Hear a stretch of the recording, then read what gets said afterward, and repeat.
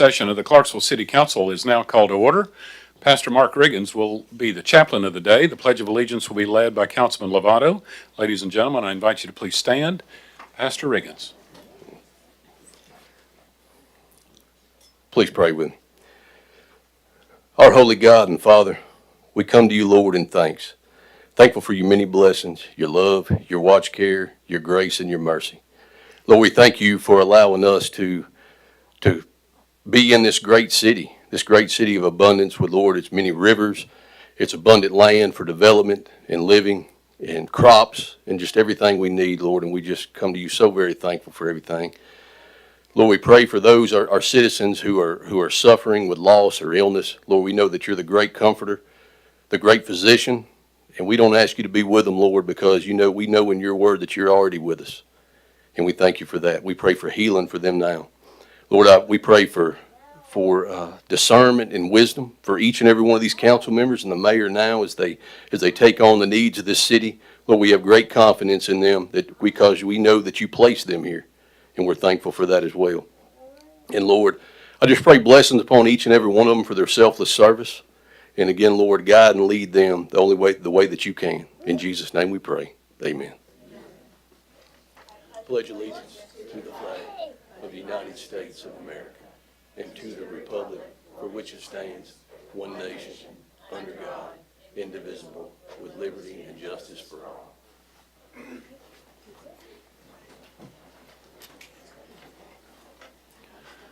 Members, please register your attendance. Madam Clerk, please take the roll. All members are present with the exception of Mr. Peters, who has been excused. Thank you very much, Madam Clerk. We do have two presentations and recognitions that we want to make.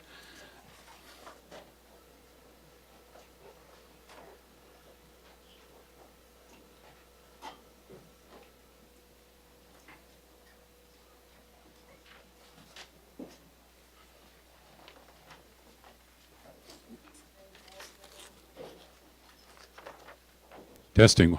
Are we hot? Okay, thank you. I'd like to invite Carly Salins to join me in the well.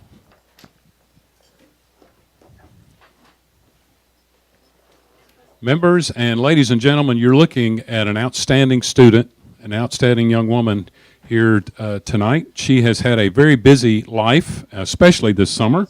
And if you will indulge me, I'd like to read just a little bit about what you've been up to, Carly. She is currently a sophomore at Clarksville High School, and she recently graduated from the Congress of Future Medical Leaders held in Massachusetts. She also has been inducted into the Torch and Laurel Honor Society, developed by the National Society of Collegiate Scholars, and she's been selected to join Future Doctors Abroad in July of next year, traveling to Vietnam. Mom, Dad, I hope you're ready. She's also spent time at Vanderbilt University this summer studying, I'm not going to even try to pronounce it, biology, through their Vanderbilt Summer Academy, and is now currently enrolled studying Introduction to Medical Diagnostics in the pre-medical program designed under the auspices of Georgetown University Medical School. Ladies and gentlemen, if you ever doubted our future was not bright, all you have to do is look at Carly Salins. Carly, thank you on behalf of the City Council. It is my honor to present to you this certificate of recognition and achievement and a mayor's coin. And ladies and gentlemen, let's thank Carly for her outstanding service thus far.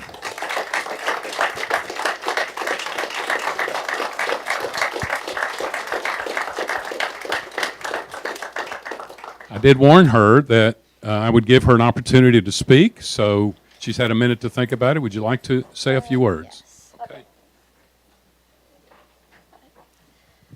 My name is Carly Salins. I'm a sophomore at Clarksville High School, and through the programs in endothelial biology and the traveling to Vietnam, I'm working to become a pediatric oncologist surgeon, and thank you guys for letting me have this experience.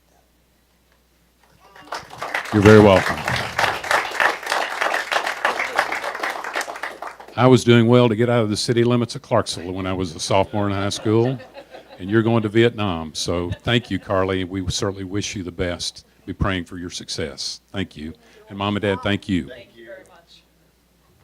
Next, we have a proclamation we want to present in honor of Auto-Inflammatory Awareness, Awareness Month. Is there someone here to join us? I figured by the T-shirts you're wearing, the whole family ought to join me.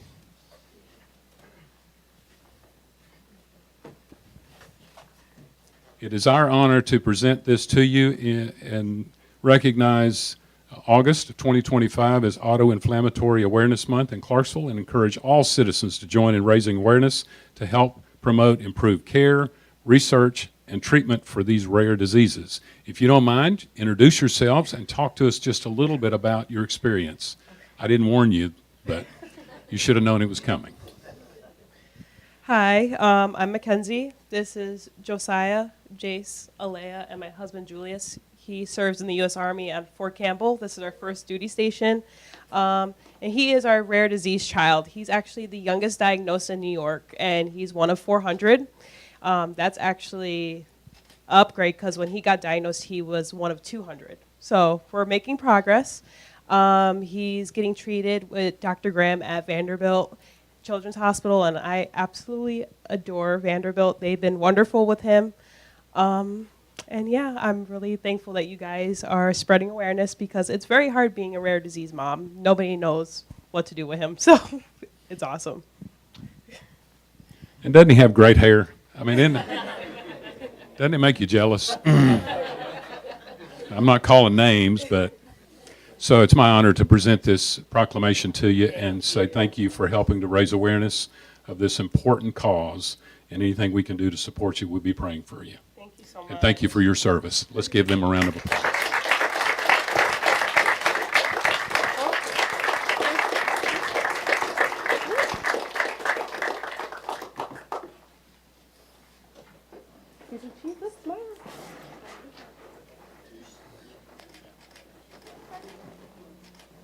Awesome. Thank you. Thank you so much for being here. Thank you for your service as well.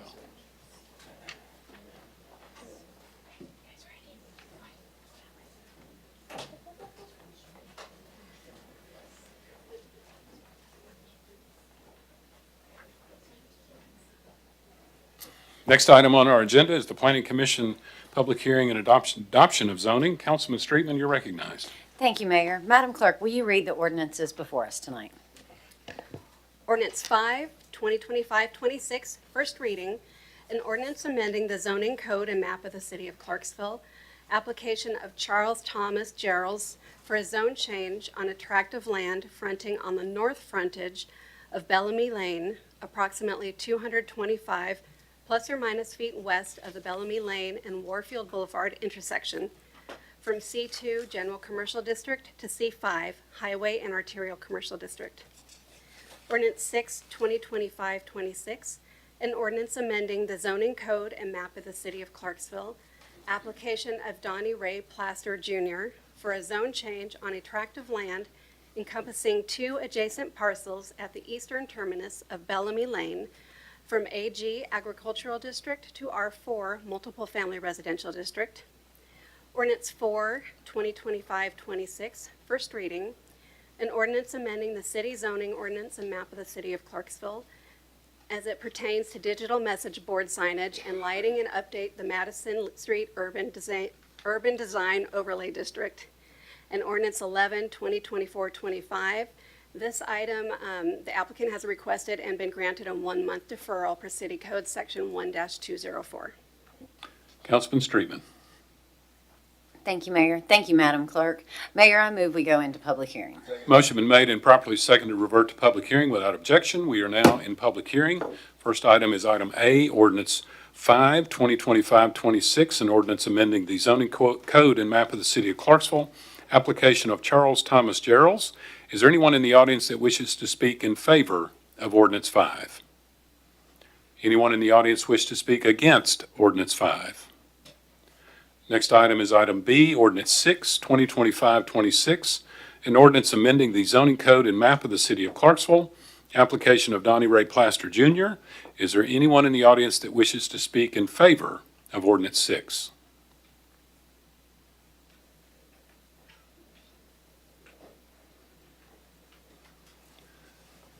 Mr. Garrett, if you'll give us your name, you'll have 5 minutes. All right, Richard Garrett, 1488 Collinsview Way. Good evening, Mayor and City Council. It's a pleasure to appear before you again. I had passed out a handout that has a lot of the materials that I'm going to cover this evening, ranging from some preliminary depictions of what we're considering for this development, along with some actual pictures of the site, the surrounding areas, and those that are in favor of this particular rezoning that are most affected by it. And so I'm here tonight to respectfully request your support for this rezoning. Going from ag to R4, we're looking to develop a hybrid assisted living communities development that will serve elderly residents and individuals with physical and intellectual disabilities. Now, for us, this particular project, unlike the others that I've come before you all to present, it's not a traditional apartment complex. It's a purpose-driven housing designed to meet a critical and growing need in Clarksville. And so many elderly residents and veterans that don't qualify for institutional assisted living that can live independently without the supportive ADA accessible housing, they could potentially face homelessness or unstable conditions. In fact, one of our current tenants who provides this type of housing in the community has had to turn away over 20 potential residents this year due to the lack of ADA compliant units. With Tennessee's senior population expected to double by 2040, according to the person, this project is proactive and not reactive. And because most residents won't drive, we don't anticipate this bringing a whole lot of traffic to the area. Now, when you look at the surrounding land use and compatibility, this is the right project in the right location. There's R4 apartments bordering us on two sides. There's a public baseball complex and park that sits directly across the street. Another apartment complex is just a few parcels down at 537 Bellamy. We're also including in our site plan a buffer factored in of 125 feet that'll separate us from the Stowe Court apartment complex. And so this R4 rezoning is fully consistent with the character of this area. So when you look at what we did to differentiate this project probably from a lot of that come to you, we didn't attempt to just stuff this rezoning down the throats of the residents around us. We were proactive and we were intentional. We went out and we met with City Councilman Joe Shekinab out of respect for him and his ward. And we also met with the residents of the Stowe Court HOA. In addition, we had the nearest neighbors on Bellamy Lane come to meet with us as well. 607, 609, 550, and the adjacent farm owner. And so all of them expressed support for this initiative after understanding the vision. The only concern raised was a proposed easement through Stowe Court, which we explored, but after speaking with the residents of Stowe Court, we abandoned that and told them we're withdrawing our request to consider that easement through their parking lot to provide that secondary access. And again, as I mentioned, we're willing to put up a fence, and we already have in place a 125-foot buffer to kind of preserve just a sense of privacy and separation between the two developments. In addition to that, we went ahead and 613 Bellamy Lane is also part of the parcels that we're purchasing. We could have put all three of them in this rezoning request, but we left 613 as residential, and we're going to keep it as a single-family house so that the two neighbors on both sides, or excuse me, on the left side of that house, they'll have a natural buffer against this particular development. As far as our track record, I know that from my time on the council that a developer can get up here and say anything, and once you rezone it, you're kind of stuck with whatever they do. But, you know, we have a proven track record of doing what we say we're going to do when we stand up here. You know, we've accepted Section 8 vouchers. We partner with the Clarksville neighborhood and community service department. We support a wide range of rental assistance programs. And so, as I mentioned, you know, we've got a track record of doing exactly what we say we were doing. We went out, spoke with the residents. We got their support. And at this time, if I can just get the residents that are in favor of this rezoning to just please rise. Okay, we got some hesitant ones, but we got a few of them in here, and they'll have an opportunity to speak.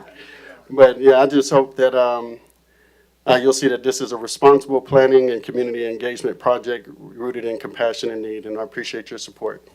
And I'm open to any Thank questions. you. Any questions for Mr. Garrett? Councilman Shekinah, you're recognized. Yes, thank you, Mayor. Thank you, Mr. Garrett, for that presentation. How many units are you looking at? Because I know you're talking about single-family residential units. How many units are you looking at putting on this property?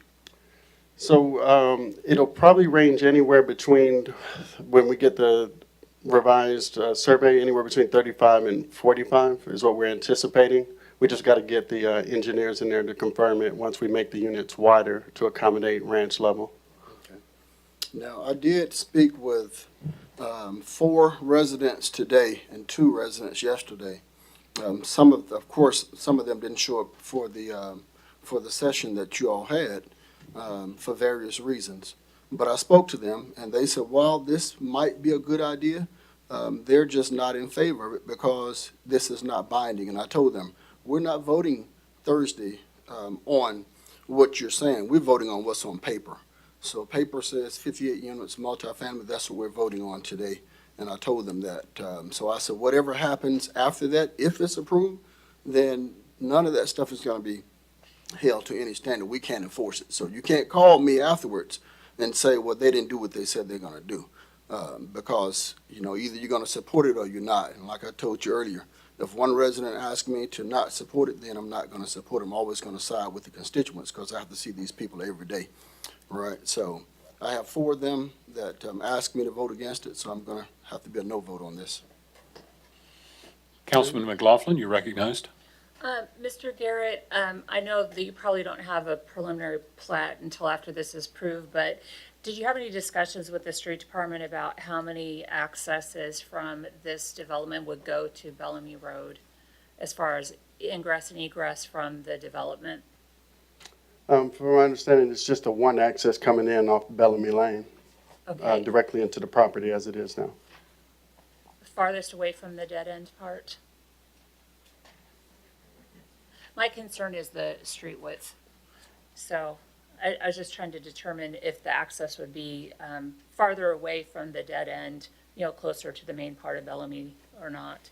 So we're at the end directly across from that park. Right. So kind of coming in there, you've got where the road kind of veers off a little bit and goes around, and then you can hit Stowe Court that way. Right. We're going to kind of veer a little bit to the left, and, we're going to have to make some road improvements. We're actually going to also be bringing in sewer lines down the rest of Bellamy. So those other property owners that are on septic, they'll benefit from the sewer as well. If they pay to hook on. Yeah, that's true. Okay, thank you. Councilman Zacharias, you're recognized. Thank you, Mayor. How's it going, Mr. Garrett? Hello. Just based on the information that you've provided, I think it's safe to say that you expect the head of households of these units to be 65 plus for the most part? Somewhat. So it's not limited to just elderly, from my understanding, the service provider that we work with. She also has some that just have physical or maybe intellectual disabilities. And so they provide more of home health care than, round-the-clock assisted living, somebody there. But Okay. I'd just like to remind the other members of the council that the housing needs assessment that we were invited to a couple weeks ago, the 2 largest or fastest growing demographics for Clarksville are 65 to 74 and 75 plus. Thank you. thank you. Councilman Smith, you're recognized. Thank you, Mayor. Thank you for this great detailed layout here. I think that it's a good idea. Hearing from many of the older constituents who said that we need assisted living or, apartments for elderly. I think this is a good idea.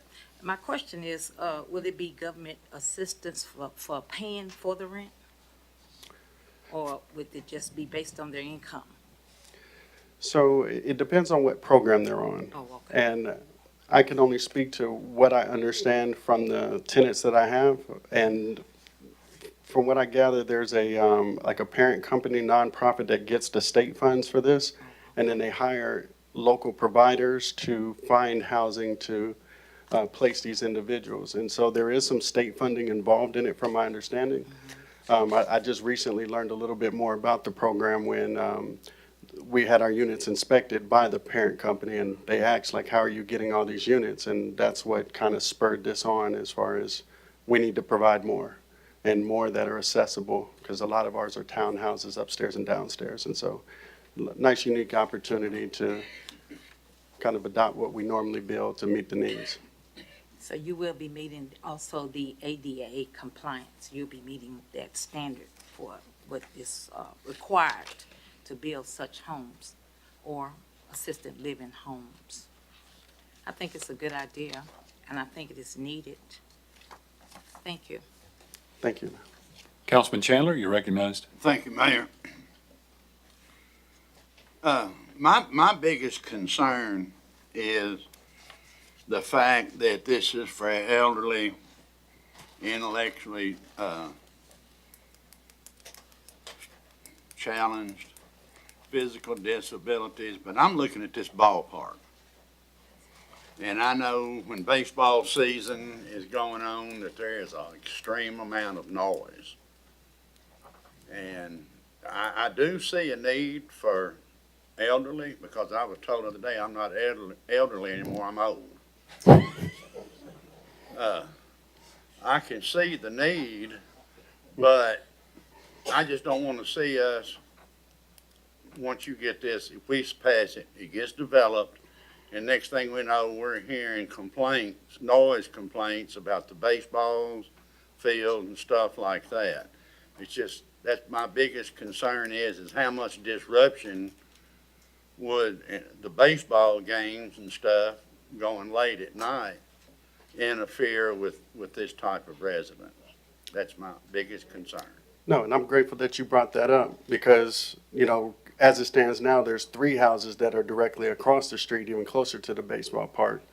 And, you know, then you have Stowe Court that's pretty close proximity as well. And so I haven't seen any articles yet or anybody in opposition like they used to object to, you know, the sound that the racetrack used to make. You know, we all got those type of emails and calls and texts and whatnot. But I don't recall ever hearing anybody complain about Civitan Park. And like I said, you'll hear from one of the residents that lives across the street from it. So, you know, I'm optimistic that this will not be an issue. And, you know, baseball season's seasonal, you know, so it's not like it's going to be year round where you're going to, you know, have all that activity. Thank you, sir. Thank you. Councilman Lovato, you're recognized. Thank you, Mayor. I just have one question. Did you reach out to Montgomery Parks and Rec for any comments on this, and did they have any feedback for you? I didn't reach out directly. Now, as to whether during the planning commission phase, I would imagine, you know, maybe they were consulted just as part of the interdepartment discussions. But we haven't received any comments one way or another from them. Thank you. That's all. Councilman Marquis, you're recognized. Yes, thank you, Mayor. I just wanted to follow up real quick with something that you briefly said about other units that are multi-story and that you're going to be ADA compliant. And based on this picture, what you're building, is it all just going to be one story or? That's the goal. Either all one story, at least at a bare minimum, having 2 bedrooms on the main, because that's the biggest need that they have. Okay. Is at a minimum, because not all their residents have mobility issues. Some of them can still deal with stairs, but they have to reject a lot of them when they don't have enough that are on that main level. Okay. Thank you. And I do agree with previous speakers that this is something greatly needed for this population here in Clarksville. Thank you. Any more comment or question? Thank you, Mr. Garrett. All right, thank you. Is there anyone else in the audience that wishes to speak in favor of Ordinance 6? Please, sir, come forward. Just as a reminder, we have a code allows for 2 people to speak in favor and 2 against. So if you'll give us your name, you have 5 minutes. Marty Harrison, I live at 607 Bellamy Lane. I happen to be about 3 doors down from where the proposed, is going to happen. We met with all of them out there this past week, and everything looked great to me, and I'm in favor of it because of the fact that, I'm 62 years old, and I'm not getting any younger. I think you pointed that out. I'm going to need a place like that to live eventually, so But yeah, I think it's needed by Clarksville, definitely. I think it's something that's, needs to be put in. As far as the noise factor, I think I heard one of you say something about noise. We don't hear anything from that ball field. That ball field, there's no noise at all. I think the biggest thing we have is lights that shine in our windows at night, maybe about 11 o'clock at night, but we go to bed about that time, so it doesn't bother us. But the rest of the problem is no problem. There's nothing. Since they built that park the way they did, putting the parking lot where they did, and then moving all the fields back where they did, took care of everything. I used to have fly balls coming in my yard, so don't have that anymore, so that's a good thing. They've done a great job with what they've done. I wish they would open up the gate over there to allow access to, another part of the roads and stuff. But Joe, the guy that runs the place over there, told me they're not going to open that gate because they own it, and that's fine. But egress, as far as egress goes, I don't think it's going to be a problem either. I think most of these people that live in these places will not have cars, won't be allowed to drive. I don't know, my dad, we had to take my dad's keys and my mom's keys away here recently. My dad passed away 4 months ago. So I get that part of it, and I get why people have to live in places like that. So, but I am for this. It's unusual that I would be for this, but this type of thing is needed, definitely needed. So everybody consider that when you're, voting, what the needs of Clarksville really is. Anybody got any questions? Thank you, Mr. Harrison. Any questions for Mr. Harrison? Thank you, sir. Thank you. Is there anyone in the audience wish to speak against Ordinance 6? Next item on our public hearing list is item C, Ordinance 4, 2025-26, an ordinance amending the city zoning ordinance of the city of Clarksville, Tennessee, as it pertains to a digital message board signage and lighting and update the Madison Street Urban Design Overlay District.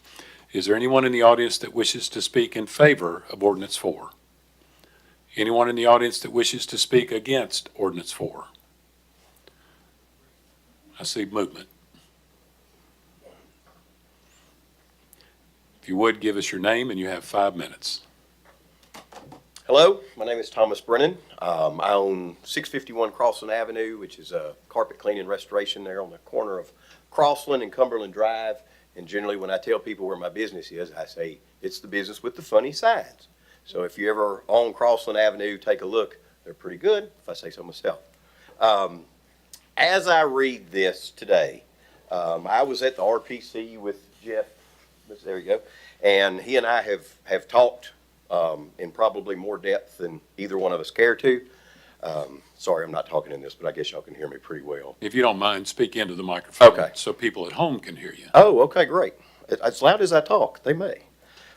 So, as it's written today, our biggest concerns, when I say our, there's many more folks, but we're wanting to make sure today's proposal or today's ordinance is for the Madison Street overlay only. So, this question was split in two by Ms. Streetman. Thank you. And part of it was, I guess, deferred for a later date. I don't know if that's what we call it. But when Jeff and I were talking outside, he said he only had, I guess it was 48 hours to get this retyped and sent over to you guys. And I'm under the assumption, I don't want to speak for him, but I'm looking at him, so maybe, that you didn't want the citywide verbiage. Mr. Brennan, okay, you're addressing the council. Please. Okay, I'm sorry. This is my first time. I sir. understand. Okay. When Jeff and I spoke outside, he said that he only had 48 hours to get this over, and that the verbiage on the ordinance should not have included anything outside of the Madison Street corridor or possibly the H1. I'm not exactly how those blend together. Whereas, in this ordinance, if you go down to the third whereas, or maybe it's the fourth whereas the RPC staff has conducted research, other cities' best practices for LED sign determined that while limited LED signage on Madison Street should be allowed, overall guidelines for LED electronic message centers as well as site and advertising lighting citywide are lacking, and, in capital letters, whereas this ordinance permits limited use electronic message centers in the Clarksville design districts and also provided reasonable restrictions, blah, blah, blah, citywide to reduce clutter and contribute to improved driver safety. So, If these two whereases are removed and this is only for the Madison Street overlay, as I think it should be, and as what I was told by Ms. Streetman, Mr. Tyndall it was, then great. I have no problem with it because I think Madison Street is not Fort Campbell Boulevard. I don't think Madison Street is Warfield Boulevard. I think Madison Street is a little bit different. And I don't think that this ordinance should pertain to the entire city. And if so, then maybe we should look at grandfathering. But as I understand it today, this is only supposed to be for the Madison Street District, but as it's written, I read it as citywide. So I'll answer any questions you guys may have. Councilman Streetman, you're recognized. Thank you, Mayor. A little bit further clarification. While yes, the changes that will be made to city code by the passing of this ordinance regarding the LED signs are regarding the Madison Street design overlay. The lighting that it is also changing is citywide. Okay, so the content or any of that, anything other than the lighting, I guess, which are, we're not talking about anything in section 25, the foot candles and all that. Nothing in jazz. section 25. The Okay. only thing this will change is it's going to create section 25, which is reserved. And that was because the question was split at the Regional Planning Commission. Mr. Tyndall was thinking ahead to go ahead and leave the bookmark should it end up passing. It's already reserved in the spaces there, and it's not necessary to do renumbering on the rest of it. The only thing that, as far as should this pass, this reading and next reading, that you will see is exactly what's written there regarding lighting on properties, the electronic, the design standards and guidelines for the signs, and every bit of this is specific to the Madison Street area. Because again, we divided the question. There is nothing that's citywide for the signs at this time. Okay, The lighting is citywide though. the lighting is citywide. Is that going to be grandfathered anyway for previous sign owners prior to September 4th? The LED sign? No, any kind of lighting. So let's say you had a hideous store on Madison Street across from a supermarket, and it had super really bright lights, and it was driving everybody crazy. No, Does that get to stay, or does that have to go? No, I believe that has to go. It's not going to be grandfathered. So the lights that are, essentially polluting other properties and other areas, they will have to make changes to their lighting. They won't be able to have the lighting that chases and the rainbow colors. Not that I know the exact place you're referring to. Sure. So when you hold out a section or reserve a section, Mr. Tyndall and I, we'll do our best. And then when that comes back, does that automatically get inserted, or is there a vote again No, for we that? still have to vote, so it'll have to be approved. It'll go through the RPC with either approval or disapproval. Then it would come forward to the city council with the RPC's approval or disapproval. Upon it coming to the council, it would have to pass 2 readings for it to go in that spot that's reserved. Should this pass the 2 readings that we have before us, and then the next one not pass, it's just going to have the word reserved in there. So would it be, okay, so Mr. Tyndall and I work together and we come up with something, or maybe we don't. Maybe he's like, whatever, Thomas, and he proposes one. Does that go in the second reading in September, or does that come? No, in- sir. Okay, It'll be Thanks. its own because I'm it's new. the question's been divided. So now it's not going to be an amendment that comes forward. That'll be something, a separate ordinance that comes before us to be voted on. Because for one, we don't know for sure whether it'll stay, coming forward next month. If you guys end up making changes, what could end up happening with that? This is now on its own when the question was divided. Awesome. Thank you. You're welcome. Do you have any other questions for me, sir? Hang on just a minute. Any other questions from Mr. Brennan? None. Thank you, sir. Is there anyone else in the audience that wishes to speak against Ordinance 4? The next item has been deferred, Ordinance 111, 2024-25, an ordinance amending the zoning code and map of the city of Clarksville, application of Running M Properties LLC.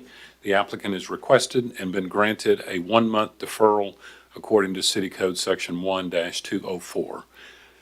Councilman Streetman. Thank you, Mayor. I move we go back into regular session.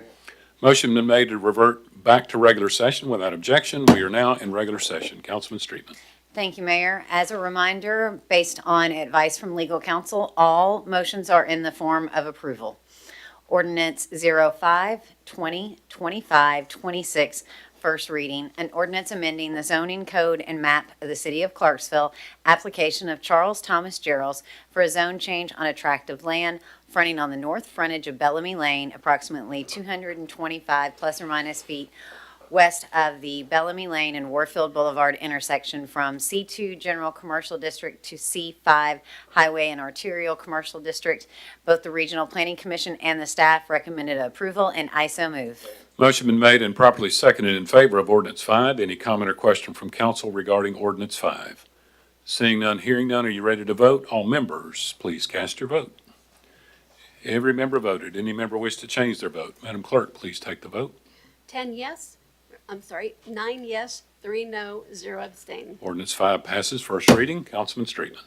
Ordinance 6-2025-26, an ordinance amending the zoning code and map of the City of Clarksville, application of Donnie Ray Plaster Jr. for a zone change on a tract of land encompassing 2 adjacent parcels at the eastern terminus of Bellamy Lane from AG Agriculture District to R4 Multiple Family Residential District. Both the Regional Planning Commission and the staff recommended approval, and I so move. Motion been made and properly seconded in favor of Ordinance 6. Any comment or question regarding Ordinance 6? Councilman McLaughlin, you're recognized. Mayor, if there's no objection, I'd like to call Mr. Riggins forward to speak to the sewer issue that was mentioned by the sponsor. Okay, any objection from council to going out of session briefly and hearing from Mr. Riggins? Seeing none, Mr. Riggins, if you don't mind. Councilman McLaughlin, you have a question. So when the developer mentioned putting a sewer line in that residents adjacent to could access, I said at their cost and he agreed, but I understand that state law actually has a different interpretation of that. So I believe what you're speaking to, anytime there's a new development and sewer is ran along existing properties, any residence, residential, commercial, any customer who can connect to that sewer and is accessible, whether they tie on to that or not, they receive a bill from Clarksville Gas and Water. Reason being, there's a state law that actually requires property owners to connect. But what it allows an out, and that out is we have to charge them, but we don't make them hook onto. We figure, somebody in the past figured that's the lesser of two evils. They're going to pay either way, but we're not going to make them spend that extra expense if they have a viable sewer system, a septic tank, something like that. We're not going to require them to hook on. The reason for that, from the research I've done in the past when this has come up, is most likely for health reasons due to septic tanks, in the past before they were like they are now. But also I would imagine for future maintenance bonds and things like that in order to pay to upkeep these lines for the maintenance in the future. What would be the minimum payment if somebody did not hook on but still had to pay the minimum sewer use? It would depend on their water bill. So the minimum on the sewer, I apologize, I don't have it in front of me. It's Sorry. whatever 2,000 gallons of sewer according to the code. I mean, I could get my phone and look it So up. it's double what your water usage is? Basically, yes, Okay. ma'am, roughly. Okay, thank you. Yes, you're welcome. Thank you, Mr. Riggins. Yes, sir. Councilman Lovato, you recognized? For Mr. Riggins? Yes, Okay. for Mr. Riggins. Do you know approximately how much it would cost one of those residents to hook up to the sewer? I do not know. That it's private. We don't do that. They would have to hire a private plumber or contractor to do that. And just to be clear, by accessible, that means it adjoins the lot and or if it's across the street, the residents across the street from that sewer line are also, it is accessible. The only time that it's not considered accessible, if that house cannot catch by gravity, if it has a pump, if the house is below the sewer line some way, and it has to pump, we wouldn't consider that accessible and they would not have to pay that fee. But if it can catch by gravity means to that line, then they must pay that sewer bill. But I'm not certain. I would estimate at the lowest 3,000, and it just climbs from there if I had to guess. Okay, thank you. You're welcome. Councilman Shekinah, be recognized. Yes, thank you, Mayor. Mr. Regan, so if I'm understanding correctly, some of the residents that are in this area, they're going to incur a cost regardless.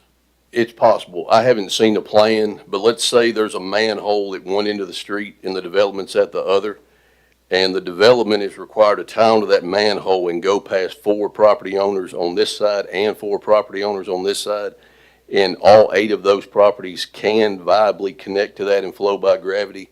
All 8 of those are going to receive a sewer bill. I believe it's 60 days after it's available, after we accept that and it's taken on. Within 60 days, they're going to start having to pay a monthly sewer bill, whether they tie onto it or not. Thank you. Thank you, Mayor. Thank you. Any more questions for Mr. Riggins? Thank you, sir. Thanks, sir. All right, any more comment or question regarding Ordinance 6? Councilman Lovato, you're recognized. Thank you, Mayor. Before the comments from Mr. Riggins, I was a yes vote, and now I'm not sure. Is it possible to defer this a month so that we can do a bit more research? I'd like to make a motion to defer. Motion to postpone until September September? regular session. Okay, the motion has been made to postpone Ordinance 6 until the September 2025 regular session, properly seconded. Any discussion regarding the motion to postpone? Councilman Smith, you're recognized on the motion to postpone. Yes, can you tell me why you want to postpone this? To the For what reason? To the sponsor. As I said, I was a yes vote prior to the comments from Mr. Riggins about the sewer and the tie-in, so I'd like to do some more research and get those numbers for those residents to see what their out-of-pocket costs would be. Wouldn't this be kind of the norm for any new setup for any new building or it's not abnormal to occur costs for new setups. This seems to be the norm. It might be a different cost, but this is nothing unusual. So I can't see the reason to defer this. Well, I'm just vote saying. no on it then? I mean, you can't tell me how to vote, but you can't do that. Well, But I the think- thing is Hang on a this. second, let's I'm have running talking. debate. So what I'm saying is this is nothing unusual. You're gonna incur costs when you set up new facilities or residents, a new building. That's the norm. So I can't, as I said, I can't see a reason to defer this, but that's I'm just telling you what I think. And so, that's what I have to say. Councilman Lovato? This is a bit of an outlier because most developments aren't affecting the neighbors who have septic tanks because most of them are already on public sewage. So that's the difference. That's all I have to say. Councilman McLaughlin, you're recognized. Yeah, I was just going to tag on to what the previous speaker said. So this development is happening and they're putting sewer in. And what Mr. Riggins said, that if the sewer, where the hookup passes houses that aren't part of this development, that don't have sewer and aren't septic, they will be required by state law to pay for that service whether they tie on or not. So it's incurring cost on people who are not part of this development. They're existing people who live there. And that was the concern, and that's, I believe, and I agree, we should postpone to try to figure out what the impact would be on people that are already there prior to the development and what that would cost them. Councilman Smith, you're recognized. Well, I don't know anything about that, and you might be right, but seem like if they have a septic tank, why would they be charged sewer charge if they're not hooked up to the hookup for water to run through that pipe? It doesn't make sense. I've never heard of that before. Compliments of the state of Tennessee, Really? state law. Wow. Okay. We go from there. You done? I'm done. Okay, all right. Councilman Chandler, you're recognized. Call for question. Question been called. Any objection to ceasing discussion? Thank you.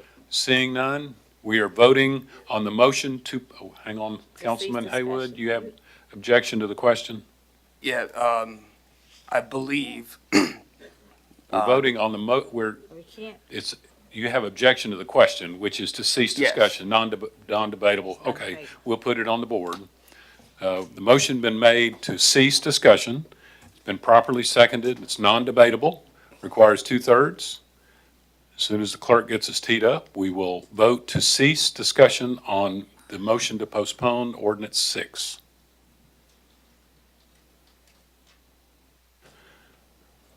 Okay, we're voting to cease discussion on the motion to postpone Ordinance 6. All members, please cast your vote. Every member voted. Any member wish to change their vote? Madam Clerk, please take the vote. 9 yes, 2 no, 1 abstain. The motion to cease discussion passes. We are now voting on the motion to postpone Ordinance 6. Every member, please cast your vote. Every member voted. Any member wish to change their vote? Madam Clerk, please take the vote. 11 yes, 1 no, 0 abstain. Motion to postpone passes. Councilman Streetman.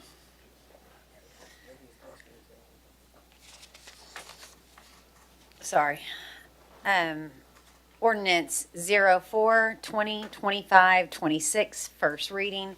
An ordinance amending the city zoning ordinance of the city of Clarksville, Tennessee, as it pertains to digital message board signage and lighting, and update the Madison Street Urban Design Overlay District. Both the Regional Planning Commission and the staff recommended approval, and I so move. Motion been made, properly seconded in favor of Ordinance 4. Councilman Streetman, you're recognized. I'm still in favor of this. If anybody has any questions concerning the two, I can split the question just like we did before. If not, I would just ask for your support on this so that we can make the updates in the design overlay for the message boards and lighting throughout the city. Councilman Chandler, you're recognized. Thank you, Mayor. If I'm getting feeble sometimes, but if I recall last meeting that I asked about would this incur any cost to the signs that are already out there, and I think I was told no. But that's not what kind of come out here tonight. I'm gonna step on the city's toes, which part of them are mine. We have enough stuff on the books that we're not enforcing. And we're sitting here fixing to go on a citywide enforcement of signs. I'm not saying that something doesn't need to be done. But, I mean, drive through my ward, and I can count with my eyes closed the number of violations that I see every single day. And we're wanting to tack on, here we go again, something else. My question is, where do we going to find the time to do it when we're not even doing what we already got on the books? And that is not anybody's fault but this body right here. And enough is enough. Every time we turn around, somebody is coming up with something. We're going to get into the consent agenda. There's also a change in it. We're going to keep on to where that businesses can't afford to do something today because next week we change it. Back in early spring, I was in Charleston, South Carolina. I was looking for a restaurant. And I looked at this ordinance on the signage, 2 foot high. We took us 45 minutes to find the restaurant because they had something very similar to this, but you couldn't see them. I say, folks, I'm going to vote no. Eventually, we have got to decide that, hey, let's take it slow. Let's fix things one at a time. But instead of going, I want to know who's going to go from one end of this town to the other enforcing this. I have received several phone calls about signs, and to be honest with you about it, I'm just tired of listening to it. Thank you. Councilman Holloman, you're recognized. Thank you, Mayor. I had a question for the sponsor. I just want to be absolutely clear. So like, let's just say someone owns a mom and pop shop, on Riverside or the bypass, and their sign is not in compliance with this ordinance. If we were to pass it, would they be grandfathered in? It would have nothing to do with them at all. Nothing to do with them at all. It has this one right here has zero to do with citywide signage. This signage only is in regard to the Madison Street design overlay to allow LED signs, which at this time, LED signs are not allowed in the Madison Street overlay, which includes Madison Street and 76. They cannot have it. Everywhere else in the city can have LED signs. This will permit LED signs to be able to occur. The other ordinance that has not yet been voted, has not yet made it through the RPC, that has not yet come to the city council, that one is in reference to citywide signage regulations. This is not about citywide signage regulations. Okay. Just wanted to clear that up. Thank you. You're welcome. Councilman Streetman, you're recognized. I just said what I was ringing in to say. This is specifically to allow businesses in that area which have not been allowed in the past. There are some on Madison Street that have it because either A, they were grandfathered in and already had it before the design overlay passed, or B, they're a government agency. I won't list the government agencies, but there's government agencies that did put up signs in that area. This will allow all of the businesses in the area to be able to have LED signs with some restrictions in place for those signs to be there. I would ask for your support on it. Again, the lighting has to do citywide, but the sign regulations are specific to the Madison Street design overlay. Councilman Chandler, you're recognized. Nothing, cut my line off, Mayor. Councilman Haywood, you're recognized. Yes, this question is a sponsor. I'd be interested in splitting the question. Would you be interested in splitting the question, doing the Madison Street and then the citywide lighting? I mean, I'm happy to split the question again. Do you have concerns? Before we go through doing all that and having to have two votes, I'd like to know if you have concerns. I think my only concern is, I know there's a lot of businesses that do have a lot of light pollution into the streets, but I do see a lot of businesses that it could be misconstrued, a little bit. And I would just like to see if we can make some stipulations on grandfather and some in that aren't absolutely, I think you already have it teed up anyway. I make a motion to split the question between the digital message board signage and regarding the Madison Street Urban Design Overlay District and the citywide lighting change. Okay, the motion is to divide the question between the digital message board signage and the lighting citywide. And it's been properly seconded. Any discussion about dividing the question? Any objection to dividing the question? Okay, we're going to divide the question. And so we'll need a motion for the first part of the question, which would be to the digital message board signage. I make a motion for approval for the portion of the ordinance regarding the digital message board signage in the Madison Street Urban Design Overlay District. Motion been made and properly seconded in favor of that part of the question. Any comment or question regarding that part of the question? Councilman Smith, you're recognized on. Can we write that out, Mayor? Can we get that in writing? Well, I just said without objection. There was no objection to dividing the question. So what you have before you is the ordinance, and that's being divided into two. Councilman Streetman, I'm going to come to you and ask you to specifically delineate what part we are going to vote on. Madam Clerk, is it necessary to delineate the whereas, or are we fine just with what the changes are? I can do just with the question. And I may need Mr. Tyndall's assistance with Okay. this, but he's with Mr. Bittner right now. Then Okay, hang on a second. can we take a 5-minute brief recess to allow them to get this completed? We will- Or, Any objection to having a 2-minute recess? actually, can I make a second? Can we just move this whole thing to the end? Or, no, just do the recess, sorry. Okay, without objection, we're going to stand in recess until 7 PM.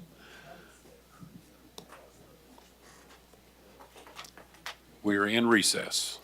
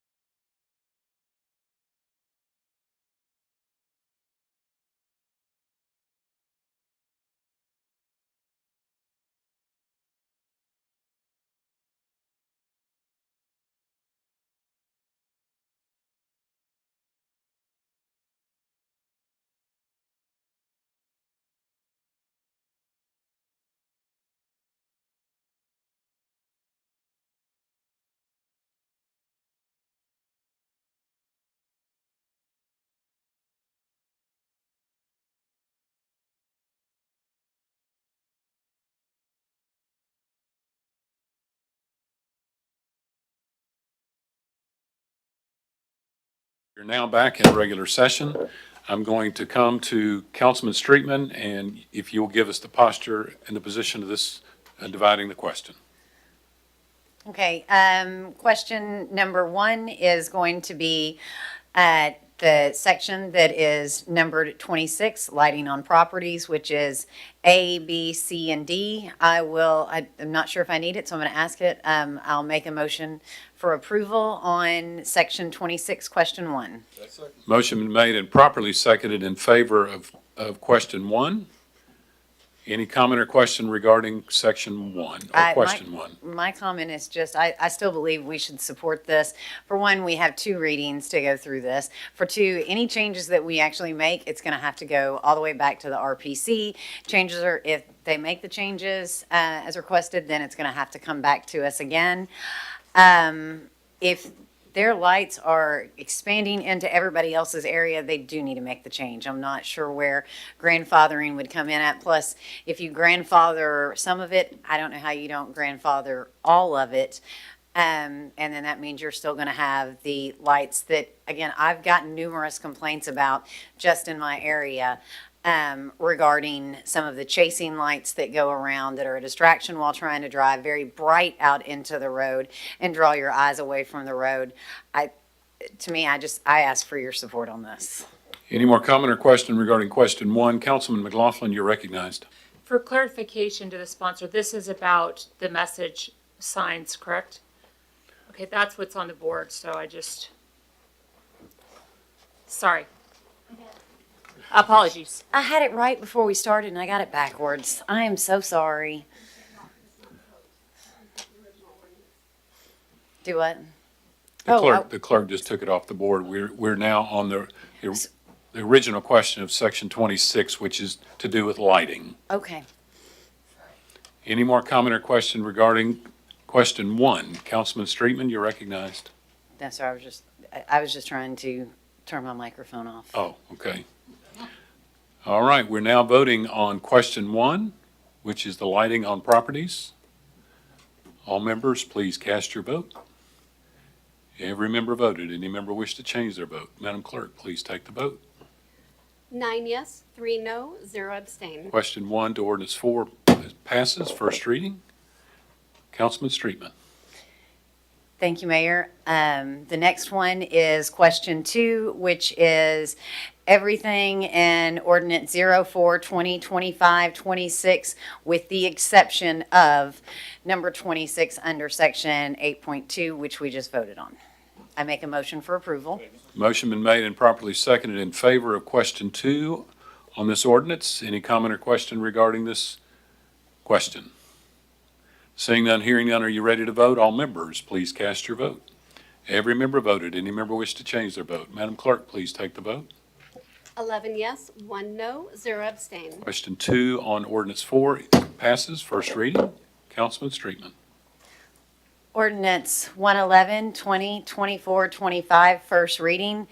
This applicant has requested and been granted a 1-month deferral per City Code Section 1-204.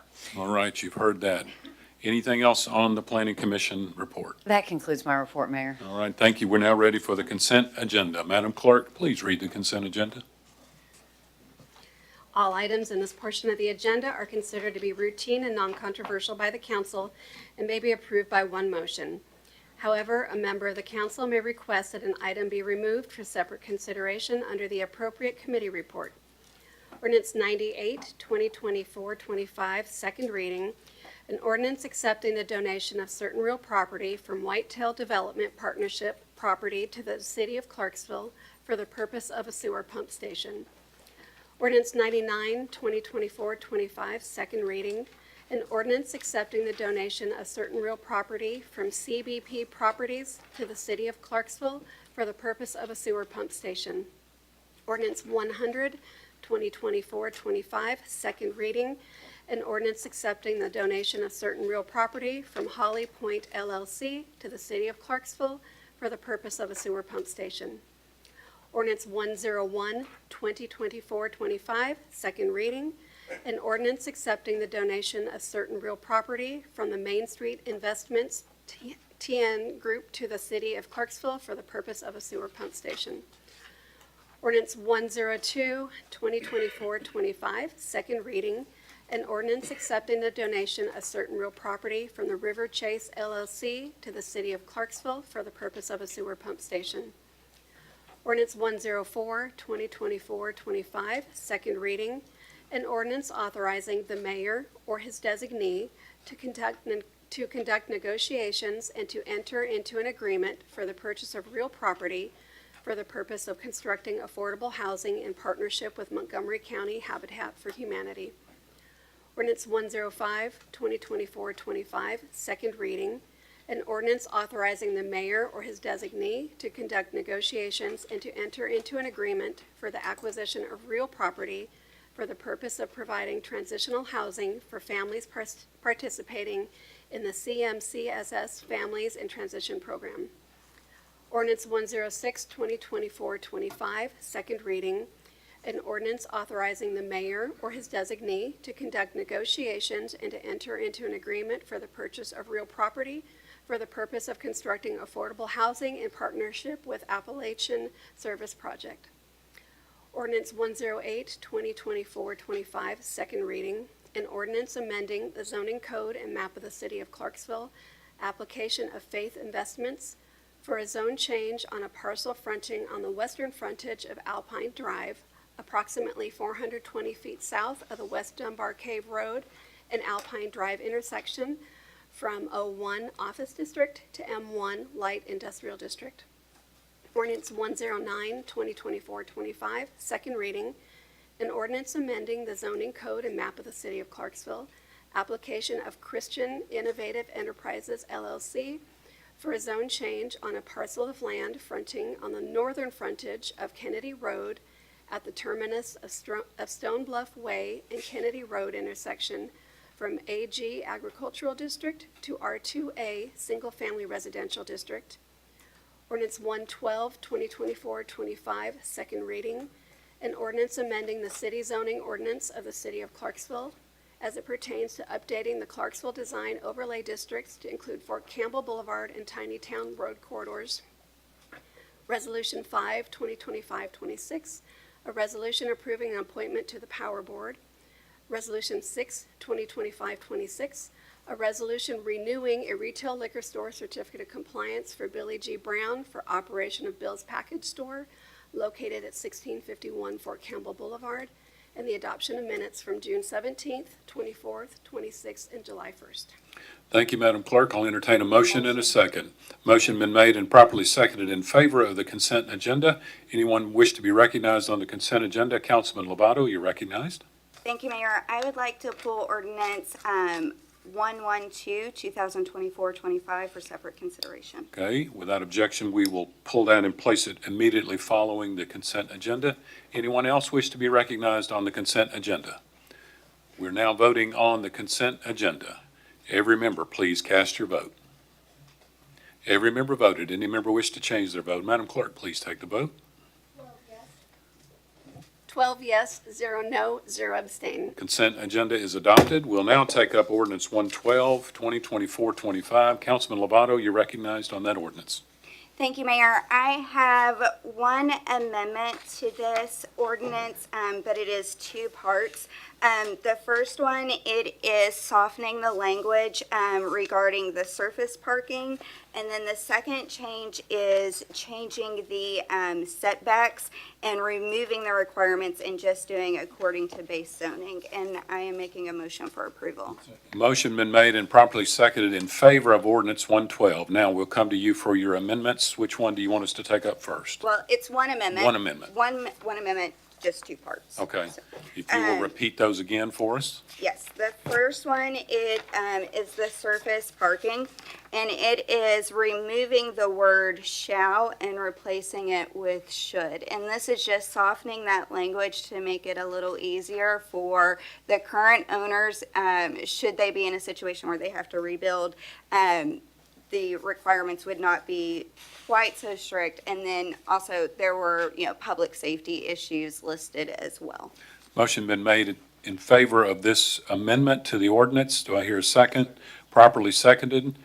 Councilman McLaughlin on the amendment, excuse me.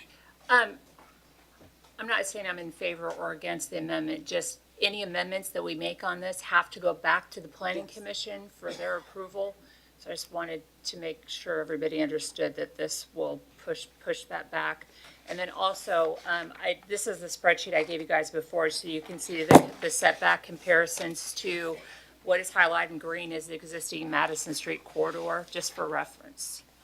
Thank you. Thank you. Councilman Streetman, you're recognized on the amendment. Yeah, thank you, Mayor. I was just wanting kind of a little bit better understanding of why we want to soften the language to go from should to shall. Sure. So I got quite a bit of feedback from the developers, and the concern was having such strict language that they would have to go in front of the zoning appeals board to get those variances. So this would give them a little bit of grace so that they would be able to get this on the front end when they're doing their site plans and not necessarily have to go through the appeals process. And like I said, there were concerns about public safety. There were concerns about only being able to put parking in the back. It would affect some of the current business owners. And that's, yeah, sorry. Okay, I've got a few different questions in regard to that. Sure. One, then if it changes it to should so that they don't have to go before the appeals, doesn't it essentially just eliminate it? Yeah. So instead of just taking it out, we're just kind of making it pointless? I don't mean it rudely, I just mean. I understand what your question, I understand the question and the concern. Like, yes, it is kind of pointless, but it does give them some guidance, like, hey, this is our intention to have parking in the rear. But in situations where it's not feasible, this gives them some grace, and then they don't have to go through the appeals process with the BZA. But that's why the appeals process with the BZA is there. And it's costly. It costs Okay, them every time. like I said, to me, it just feels like if we're just saying should, so they don't really have to do it, it's not really a standard or a guideline. Also, you mentioned the public safety. So if your parking is only in the rear and there's no visibility from the road, it is difficult for police officers when they're doing drive-throughs to be able to see. So you'll see a higher frequencies of vehicular burglaries if the parking is in the rear. Did we have that, though, stated anywhere? What do you mean? We just went through the RPC. So, I mean, were there comments that were made to that? There were comments from developers after the first reading. Yes. I meant the public safety side of it. I apologize. What? I meant from public safety. Were there comments, like from CPD, that were made as this went through the process? No, I didn't see any comments from CPD.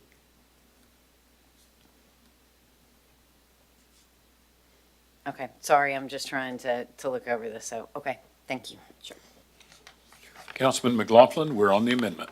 Yes, and just wanted to reiterate, this is different than what we voted on before, on the lighting. The only time the overlay items would be put into effect is if somebody makes changes with items within that. So people are not gonna have to go back and change their sign and their parking or outside of their building to match what the guidelines are here. It triggers if somebody makes changes to what they have or if there's a total tear down and a rebuild. So I just want to make sure this is not forcing somebody to come into conformance if they're part of the properties in this overlay. And I just wanted to make that clear in case anybody didn't understand that from before. Thank you. Councilman Chandler, you're recognized on the amendment. Thank you, Mayor. I received several contacts about this as well. Not just the developers, but engineers calling with concerns about this.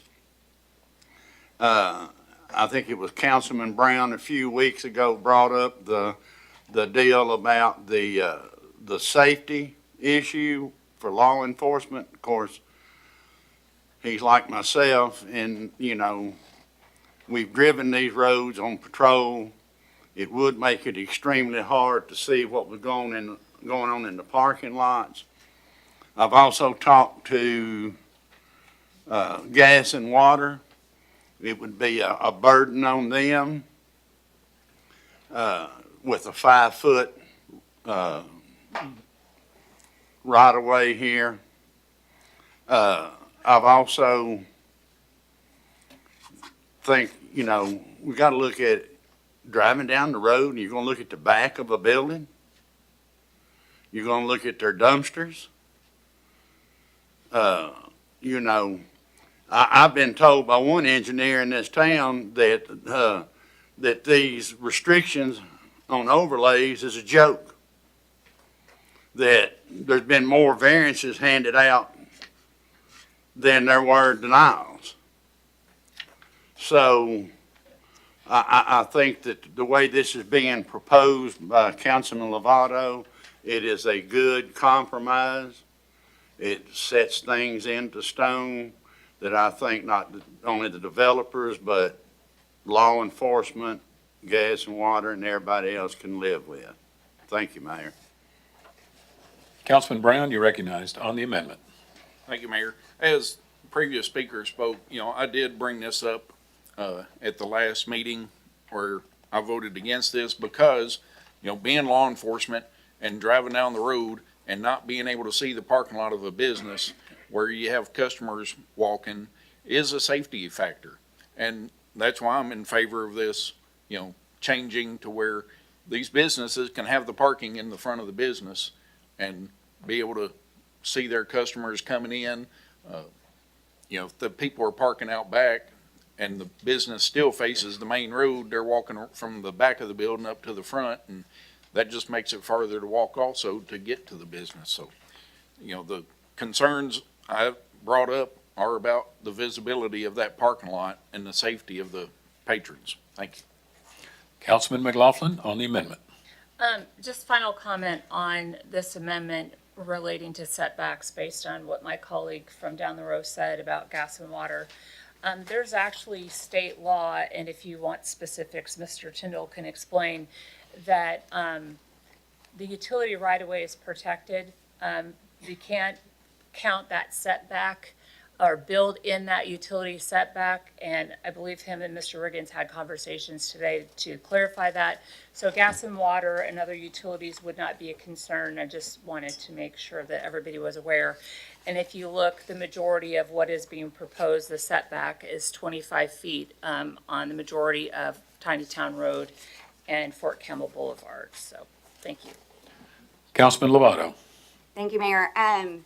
Would you like me to explain the second part of my amendment before we vote? Yes, please. Since it's all one amendment, please. The second part, it does pertain to the setbacks. It removes the numbers and just says according to base zoning.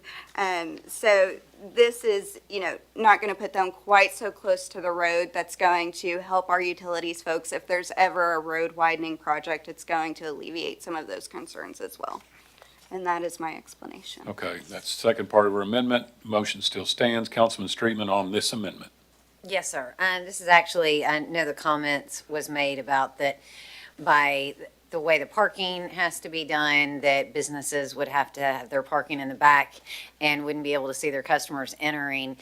I think the businesses can choose where their front door is going to be. I mean, it's no different than one of the businesses, more than one business, but a specific business that I'm thinking of at the corner of Dunlop and Wilma Rudolph Boulevard.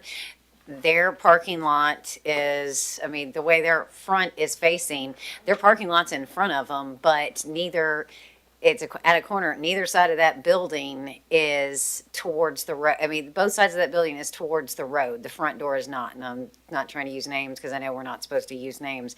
There are easily ways about going and doing this to where they're still going to have them coming in their front door. I would think it to be highly unlikely that they would strictly build to where all of their parking is going to be in back and the only entrance into their building is going to be them having to walk all the way around the building. So I don't want that to be just a determining factor, and when people are voting saying that their customers are going to have to park in the back parking lot and walk around to the front door when that's not the case. There's obviously ways to accommodate that.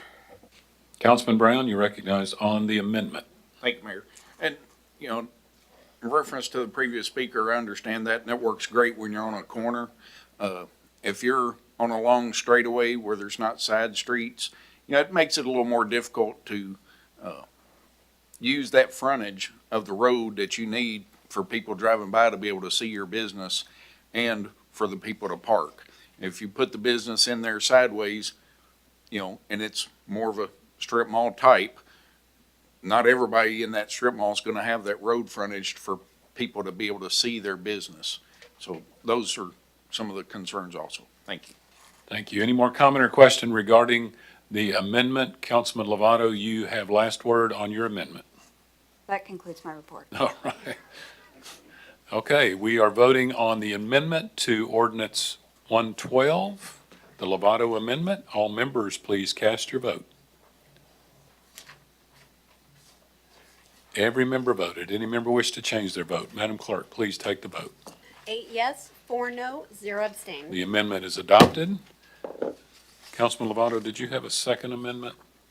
No, okay, just want to make sure. I got paper everywhere. Okay. Councilman Brown, you're recognized on your amendment. I'll remove mine with Okay. the previous one. Okay. Because this ordinance has been amended, it is automatically referred back to the Regional Planning Commission without a vote. So we will now move on. Everybody understand and clear? Okay. We're now ready for the Finance Committee report. Chairman Streetman, you're recognized.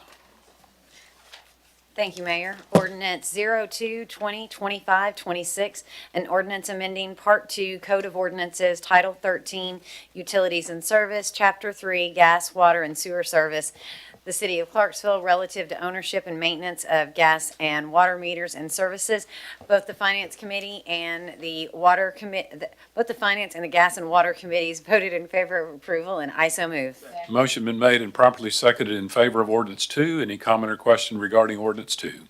Seeing none, hearing none, are you ready to vote? All members, please cast your vote. Every member voted. Any member wish to change their vote? Madam Clerk, please take the vote. 12 yes, 0 no, 0 abstain. Ordinance 2 passes first reading. Chairman Streetman. An ordinance authorizing the mayor or his designee to conduct negotiations and to enter into an agreement for the purchase of easements and/or rights-of-way, or should negotiations fail, to pursue condemnation through the use of eminent domain for the acquisition of property for a public purpose for the Liberty Park Sideway Phase 3 project. The Finance Committee voted in favor of approval, and I so move. Motion been made and properly seconded in favor of Ordinance 3. Any comment or question regarding Ordinance 3? Seeing none, hearing none, are you ready to vote? All members, please cast your vote.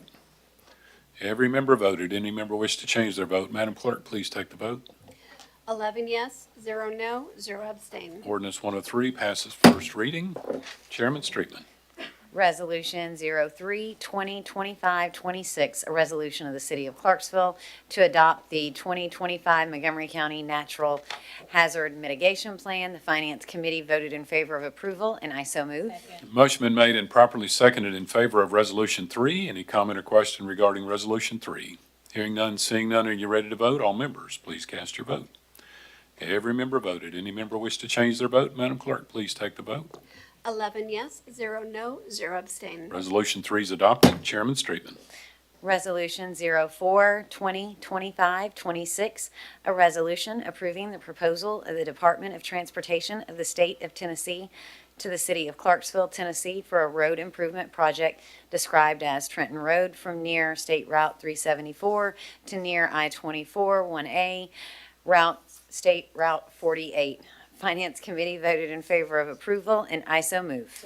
Motion been made and properly seconded in favor of Resolution 4. Any comment or question regarding Resolution 4? Seeing none, hearing none, are you ready to vote? All members, please cast your vote. Every member voted. Any member wish to change their vote? Madam Clerk, please take the vote. 11 yes, 0 no, 0 abstain. Resolution 4 is adopted. Chairman Streetman. That concludes my report, Mayor. All right. Before we move on, for the record, Councilman Chandler has been excused. We're now ready for Gas and Water Committee. Chairman McLaughlin, you're recognized. Thank you, Mayor. Our business items were covered under the consent and finance agendas, but I do have a report provided to me from Gas and Water. On June 20th, TDEC performed a pretreatment compliance inspection regarding the Gas and Water Wastewater Division's industrial pretreatment program. The inspection results noted 10 significant industrial users, all possessing the proper control mechanisms and having been inspected and sampled by Clarksville Gas and Water within the required time frame, with no adverse issues being found. Within the inspection letter, the TDEC inspector thanked both pretreatment manager Davis Stack and pretreatment technician Josh Bent for their cooperation, professionalism, and the hospitality shown throughout the inspection. We remain thankful to Mr. Stack and Mr. Bent's expertise and diligence toward keeping our customers safe and our system in excellent condition. Gas and Water has chosen WSP, a global engineering and professional services firm, as the consultant to perform the stormwater utility study that was approved in Clarksville Gas and Water's FY26 budget. WSP is one of the world's leading firms with 220 offices being located throughout every state, as well as the District of Columbia and Puerto Rico, employing over 72,000 people with expertise in a great variety of areas such as aviation, environmental, government, oil and gas, drinking water, wastewater, transportation, and of course, stormwater. WSP has extensive experience with stormwater utilities and programs throughout Middle Tennessee. For instance, working with Metro Water Services for over 30 years, developing their first stormwater management manual, designing and construction of routine, remedial and capital projects, implementation of flood warning systems, and performing comprehensive financial studies and establishing a stormwater user fee. Clarksville Gas and Water is confident in WSP's abilities and enthusiastic about partnering with them for the consulting and creating, managing, and funding Clarksville's future stormwater utility. And that concludes my report. Thank you for that report. Any comment or question regarding that committee report? We're now ready for Neighborhood and Community Services Committee. Chairman Shekina, you're recognized. Yes, thank you, Mayor. For the guys in the back, I promise to go slow. The Clarksville Neighborhood and Community Services Committee will meet on the 11th of August, that's Monday, at 4:30 p.m. in the fourth floor conference room of the City Hall. CNCS has launched a 12-month rental assistance program as of 1 July. That program closed on the 9th of July with a waiting list of 352 applications. Our current waiting list is now down to 251. The program team provides regular email updates to clients on the wait list and consistently remind clients that this funding aims to help meet the 12-month financial goals. For affordable housing, home rehabilitation program, we have 51 applications in waiting, 30 clients in progress. For our development and expand economic opportunities in the Volunteer Income Tax Assistance Program, the VITA, where we provide free tax preparation to low and moderate income residents in Clarksville. And we aim to save them hundreds of dollars in preparation fees. This is locally supported by the United Way and the Clarksville Montgomery County Public Library. At Austin P, the VITA also provides hands-on learning opportunities for accounting students. Under faculty supervision, they gain real-world experience by preparing tax returns for underserved populations through virtual platforms. So the numbers for 2024 returns, we had 1,318 returns completed, an average of $33,133 median income, and over $1,475,000 in refunds returned. You can follow Community Neighborhood Services on Facebook for more information on these topics, also on cooling shelters and other programs. That concludes my report. Thank you, Mayor. Thank you, Mr. Chairman. Any comment or question regarding this committee report? Now ready for Parks and Recreation Committee. Chairman Zacharias, you're recognized. Thank you, Mayor. The Parks and Rec Department would like to invite citizens in Clarksville to join special guest Carolyn Farrell for a unique Victorian tea party at Fort Defiance on August 30th, 2025 at 1 p.m. This special gathering will also include discussions about the Civil War and other topics of the day. The downtown market is still going strong every Saturday from 8 a.m. to 12 p.m. until October 4th. The second annual Clarksville Half Marathon, 5K, and 1 mile race will take place on Saturday, November 1st. The course winds through downtown Clarksville through beautiful scenery and popular landmarks. The regular pool season wrapped up on August 3rd. Beach Haven Pool closed that day, but don't worry, New Providence Pool and Swan Lake Pool will stay open to the public on the weekends until September 1st. In addition, New Providence Pool will be open during the week for programming. We hope to see you there. And if you are interested in joining the Parks and Rec team, we are hiring. The following positions are currently open: Athletic Facility Manager, Grounds and Facilities Maintenance Assistant, and Parks and Rec Instructor. And as always, for more information and a complete list of programs, classes, and ongoing activities, please visit ClarksvilleParksRec.com or download our app at the Google Play Store or the Apple App Store. And that concludes my report. Thank you, Mr. Chairman. Any comment or question regarding this committee report? We're now ready for the Public Safety Committee. Chairman Lovato, you're recognized. Thank you, Mayor. We have Ordinance 01, 2025, 2026, an ordinance of the City of Clarksville, Tennessee, amending City Code Title 10, Offenses Miscellaneous, Chapter 1, generally Section 10-101, certain misdemeanors under state law, to adopt by reference state traffic offenses, rules of the road, and certain other misdemeanors, and I make a motion for approval. Motion been made and properly seconded in favor of Ordinance 1. Any comment or question regarding this ordinance? Seeing none, hearing none, are you ready to vote? All members, please cast your vote. Every member voted. Any member wish to change their vote? Madam Clerk, please take the vote. 10 yes, 0 no, 1 abstain. Ordinance 1 passes. First reading. Chairman Lovato. Thank you, Mayor. For our department reports, first I will do Building and Codes. The Construction Division did 2,806 total inspections. Code Enforcement Division did 455 new cases. The Abatement Division did 81 work orders, and their total revenue was a little over $503,000. We were able to fill our building official deputy director position internally with the promotion of Will Kosnich. We had 2 inspectors test for and achieve the B1 residential building certification, and our abatement team was able to do some paint removal work on the curb around City Hall. Moving on to Clarksville Police Department.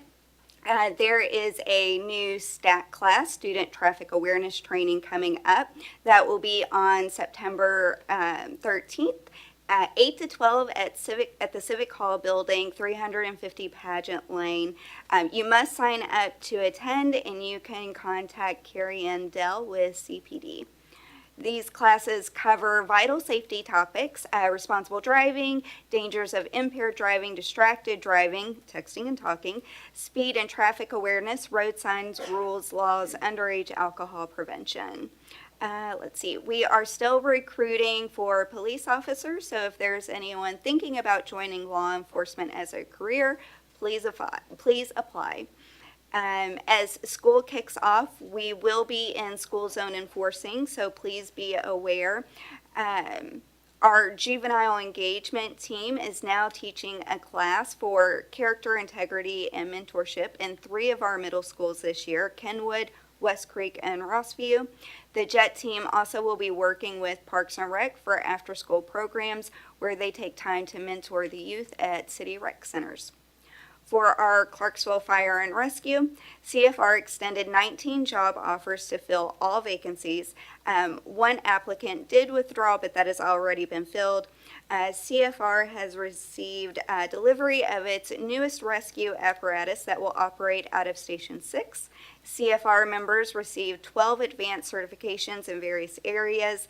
The training division attended the State Tennessee EMS Education Association Conference, and squad members Captain Cobb, Engineer Kontz, attended the state chemistry class.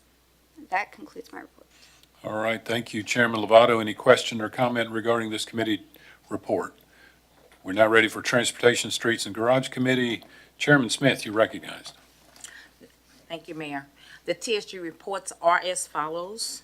Transportation transported a total of 46,442 riders for the month of July, 42,273 riders on fixed routes, and 9,291 seniors who rode for free.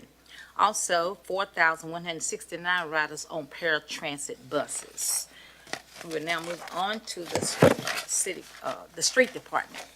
The work orders total for July was 425. Streets paved in July were Oakland Road, Beach Drive, Beechwood Drive as well.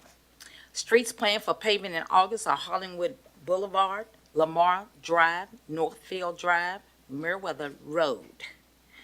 Also, sidewalks on Ringo Road were 90% completed. Hazelwood Road sidewalks are 100% completed.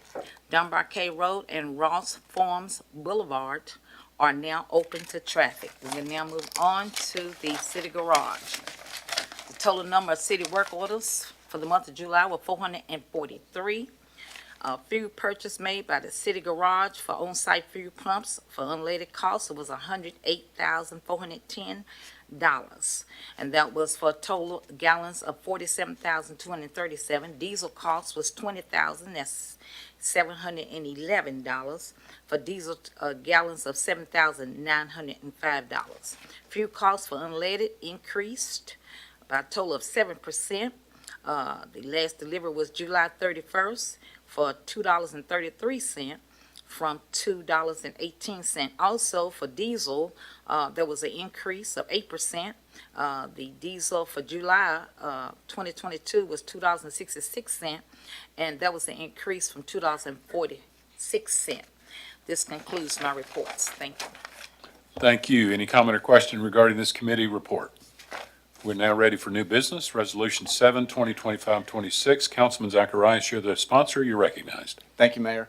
Resolution 07, 2025-26, a resolution to repeal Resolution 29, 2010-11, amending the City of Clarksville Parks and Recreation User Fees Policy, Appendix J, Section 15, Waivers, Reductions, and Promotions, Paragraph 15.4, City Employee and Family Discount, to clarify recreation privileges for sitting and former mayors and council members. I make a motion for approval. Motion been made and properly seconded in favor of Resolution 7. Councilman Streetman, you're recognized. Thank you, Mayor. I actually have an amendment that should have just made its way around to everyone. This, instead of repealing the entire resolution, would just amend it so that it doesn't, former council members and mayors aren't able to utilize the Parks and Recreation facilities with no cost. It still leaves it, though, to where we as council members and current mayors, those of us that are tasked with voting on the Parks and Recreation budget, promoting Parks and Recreation events, participating in everything that our city departments have to offer, I feel that we should still be able to utilize those, and we want to encourage participation in these things and not risk discouraging participation. So I make a motion for this amendment. Motion been made and properly seconded in favor of this amendment. Comment or question regarding this amendment? Councilman McLaughlin, you're recognized on the amendment. Mr. Bittner, I apologize. So I understand, this is just a clarification. When I was on the council before, the policy was that if you did 3 consecutive terms from the council and you term limited out as council or mayor, then those privileges would be eligible for you. Do you see anything that spells that out in the code, just for clarification? Because in the past, what the practice had been is term limit out, those privileges are available to former mayors and council members, not necessarily somebody that serves one day in Congress and gets a retirement for life. Okay, the end. Mr. Bittner, congratulations.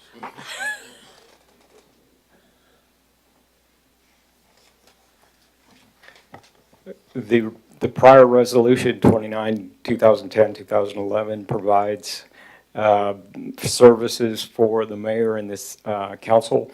It provides them to have a card, and the card has no expiration date on it.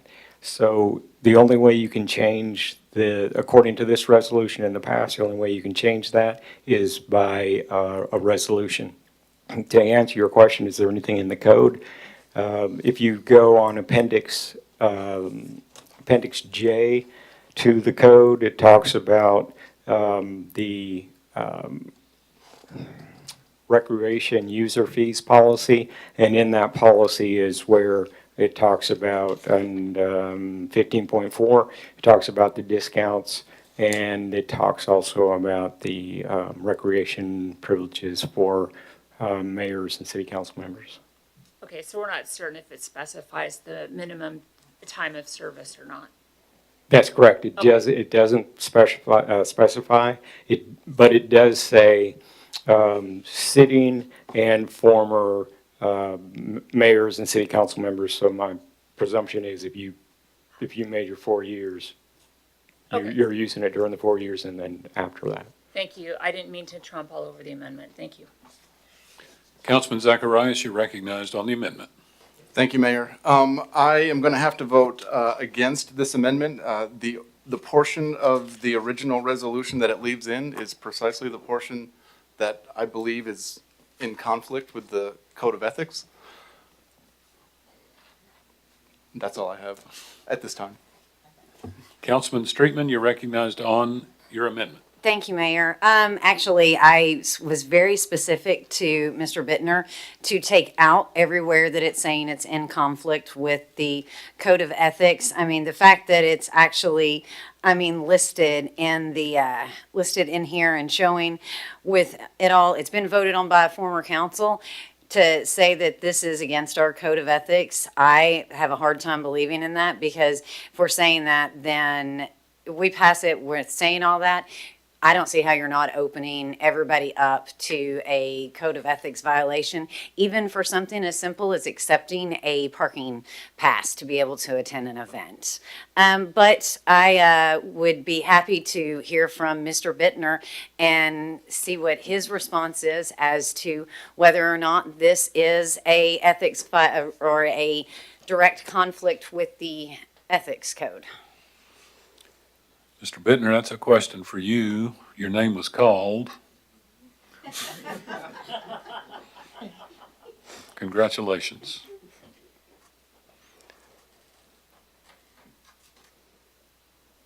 Councilman Streetman, if you don't mind, repeat your question for Mr. Bittner.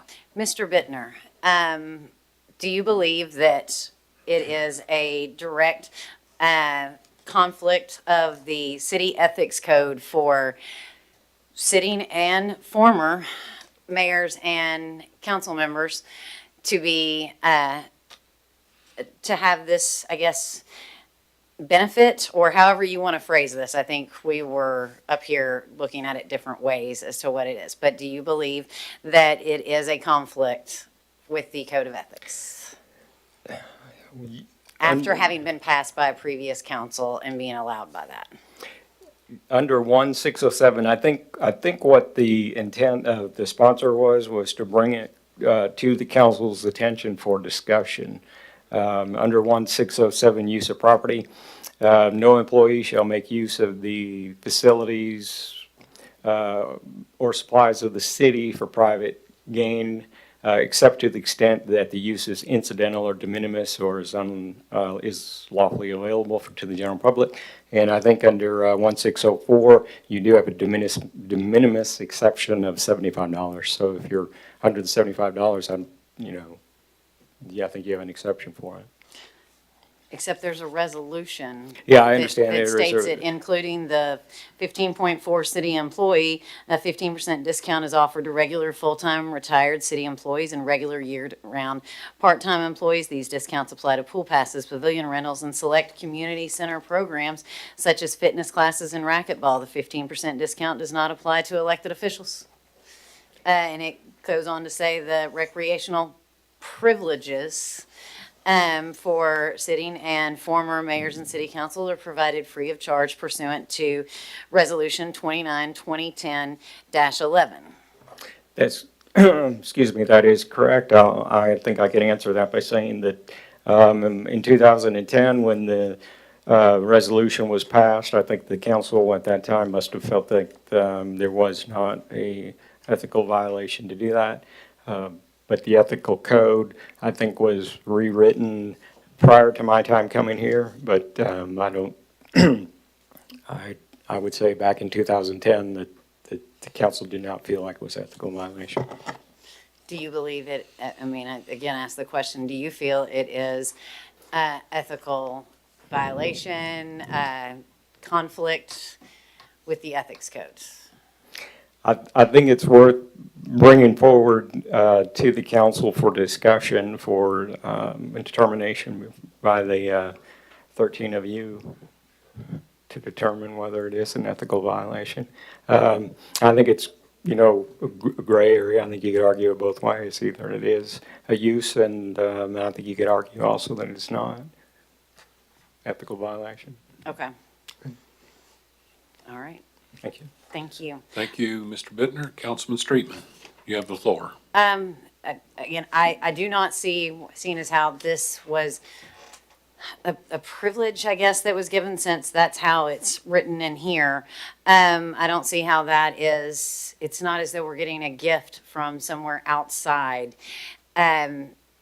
So I just don't see where the ethics violation is on that. However, I do think that if we sit up here and say that it is, then I think you're opening everyone up here for a violation to be filed, because it's very easy for people from the community to do so. So, and again, I agree. You can't say it's a violation of the ethics code for former council members, because there's no ethics code that applies to them. They're no longer part of the council or former mayor. So, and I don't see any reason why that benefit should be in perpetuity, like was stated by the council person from Ward 2. I don't see why, having been here, if you're here 1 day, 1 week, 1 month, why that you would need to have those abilities for the rest of your life, so to speak. So again, I'm perfectly fine with us taking the former out. I just ask for your support on the amendment. Councilman McLaughlin on the Streetman amendment. For clarification to the sponsor, the way that I'm reading this, and it could be because I'm tired, is that the privileges would still be in place for sitting council members and mayors, but what will be removed is former mayors and council members. Is that correct? Mm-hmm. Yes, ma'am. Thank you. Councilman Zacharias on the amendment. Thank you, Mayor. I don't know that I could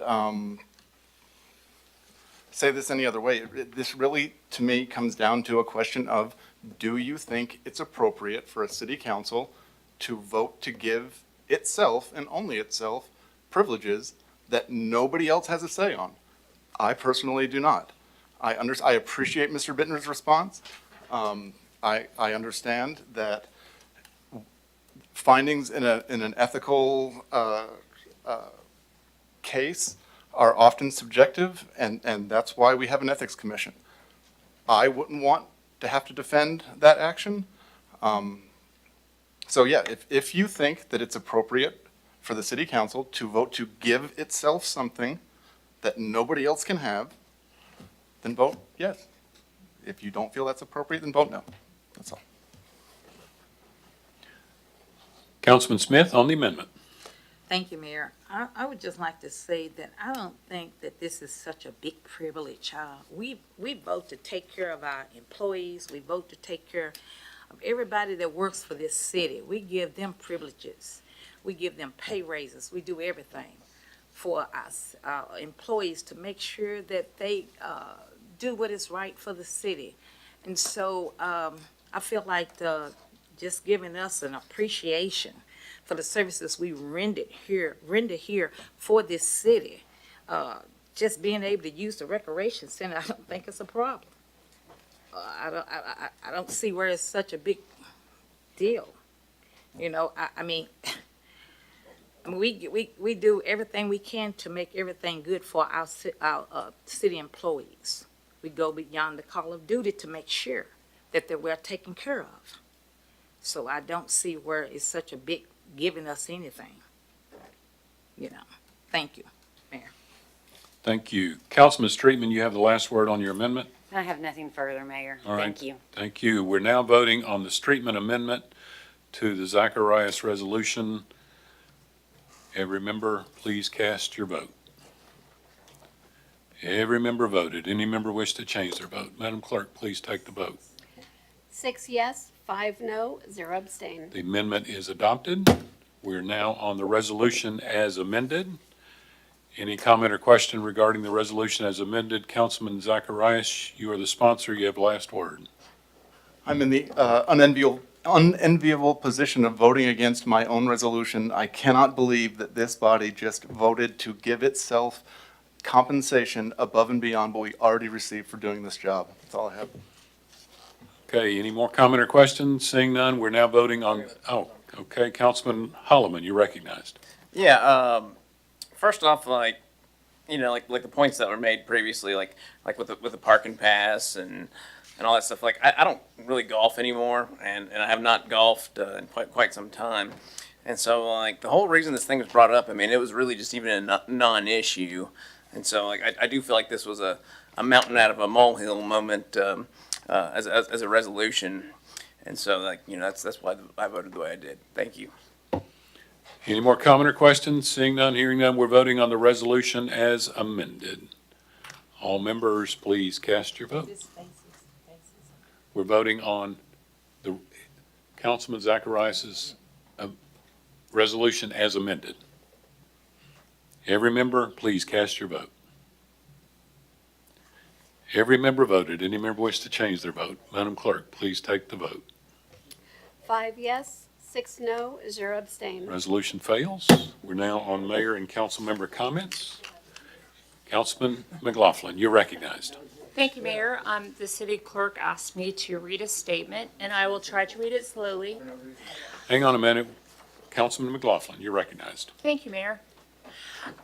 Now in its 5th year, the Women of Clarksville Expo returns on Saturday, September 20th, 2025 from 10 a.m. to 2 p.m. at the Wilma Rudolph Event Center. This year's focus is on women's health and wellness with free admission and parking for all attendees. Tracy Cornett, 7-time Emmy Award-winning lead news anchor, host, and writer for WSMV4 in Nashville, will lead an engaging lady talk session covering important topics like menopause, nutrition, and stress management. In addition to inspiring sessions, the expo will feature over 50 local vendors, delicious food trucks, exciting prizes, and giveaways. Mark your calendars and don't miss it. If you'd like to go ahead and reserve your spot, you can go to the City of Clarksville website or the Facebook page to register. And then one point of privilege. My youngest brother-in-law has been part of a special documentary series. It's actually airing on our PBS stations tomorrow. It was originally called Atomic Veterans, but it's been retitled Atomic Echoes. And it is the story of 2 friends who each have grandfathers who served during World War II. One is a Japanese soldier and one is an American soldier. And together they're researching people that knew their grandfathers and the history and the experiences that they had. And I was really proud to find out about this through Tim. His name's Tim McLaughlin, and he was 10 years old when my husband and I got married, so he's kind of like having a little brother. But I did see the previews for this, and it's really interesting to two people whose generations were, their previous generations were enemies, are friends, and they're experiencing the path together to find out about the history of their grandfather's service during the war. So it's called Atomic Echoes. You know the time? Oh, yes, actually I do. Please stand by. So tomorrow evening at 6 p.m. and 11 p.m. on PBS, and you can also stream it from the PBS website. Thank you. Thank you. Any more comment or question from council? Councilman Shekinah, you're recognized. Yes, thank you, Mayor. I'd just like to highlight the downtown parking. The Parking Commission voted to approve the 2-hour parking, the first 2 hours via Park Mobile. So that took effect on the 1st of August. Thank you, Mayor. Thank you. Any more comment or question? We've completed our business. I'll entertain a motion to adjourn. Without objection, we're adjourned. Thank you.